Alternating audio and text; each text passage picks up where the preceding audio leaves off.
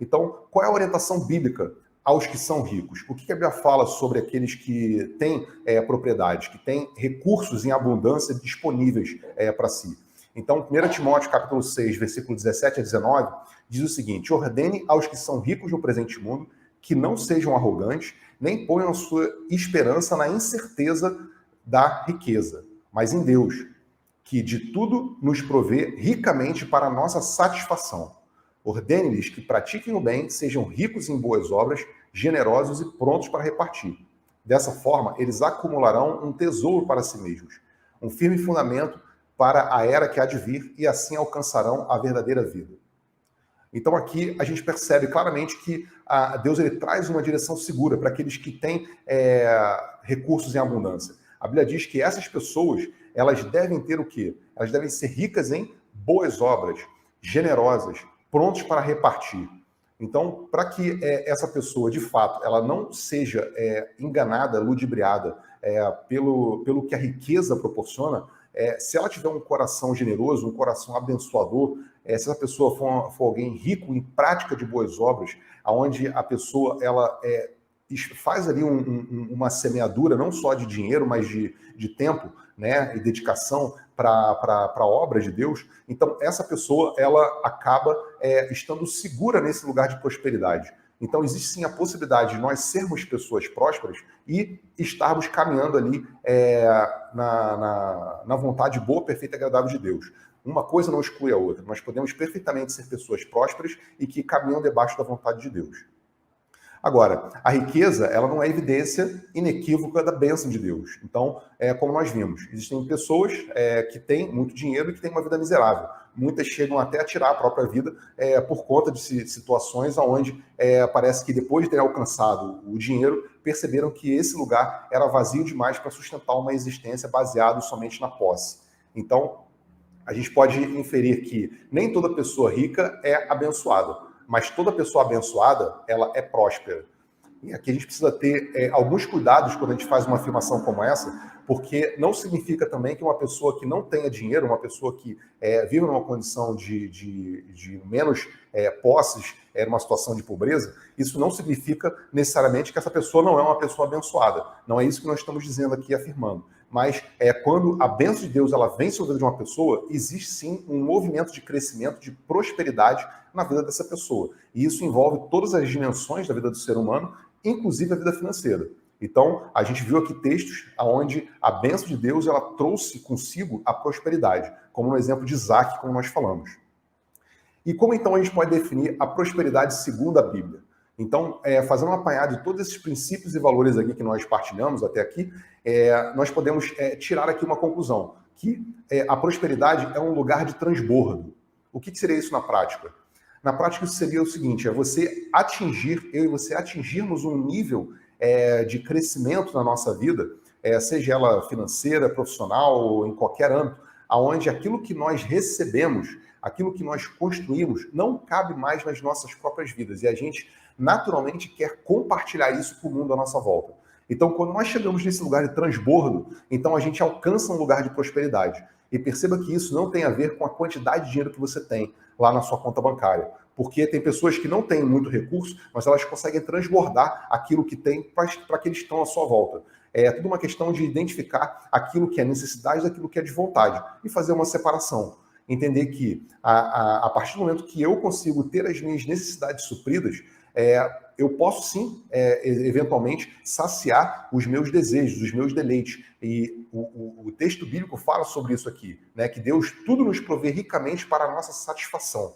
Então, nós termos satisfação, né, com o fruto do nosso trabalho, com o dinheiro que nós ganhamos a partir do suor do nosso trabalho, então é legítimo usarmos isso para o nosso deleite, para o nosso próprio prazer. Mas o problema é quando a pessoa ela se encastela nesse lugar onde ela só consegue perceber ali as suas vontades, as suas necessidades, e ela não é capaz de participar, de colocar outras pessoas participando desse enriquecimento. Não consegue trazer para junto de si pessoas para participarem desse movimento de prosperidade.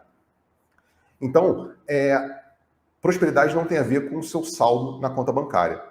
Temos um exemplo interessante também em Lucas, capítulo 8, versículos de 1 a 3, onde nós vemos mulheres que serviam a Jesus com as suas posses, com as suas riquezas. Então, o ministério de Jesus ele era sustentado, em parte, por mulheres que eram ofertantes no ministério, na obra de Jesus. Então, lá no livro de Lucas, capítulo 8, versículos 1 a 3, nós podemos observar isso. Então, se o reino de Deus não precisasse de financiadores, essas mulheres não apareceriam ali sustentando o ministério de Jesus, ou então, se fizessem isso, elas seriam terminantemente reprovadas por ele.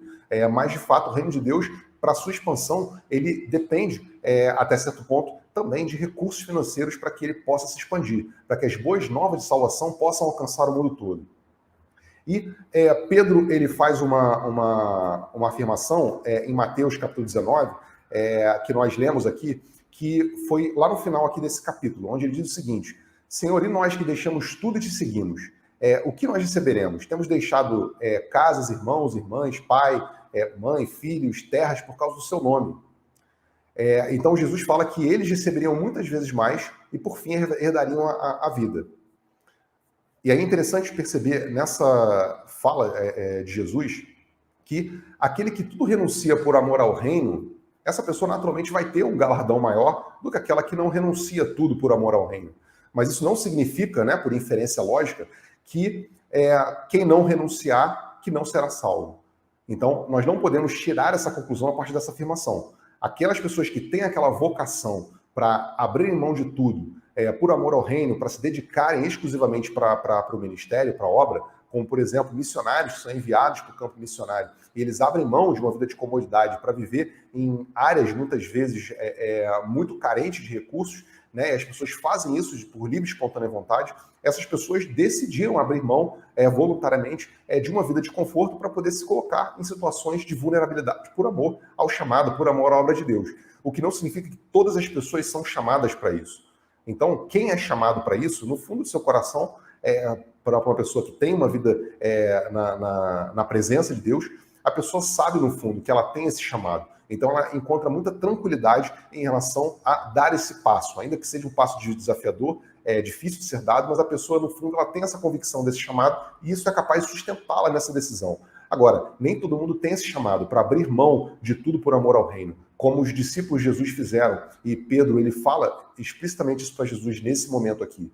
Então, não significa que você precisa abrir mão de todos os seus recursos para que você possa, então, ter a bênção a favor de Deus. Isso não é uma visão bíblica. E para que você e eu consigamos prosperar financeiramente, nós precisamos ter essa compreensão de que enriquecer é legítimo, desde que seja de forma honesta, com o fruto do nosso trabalho, desde que não seja feito de maneira escusa, com esquemas de corrupção, que fira ou lese alguém.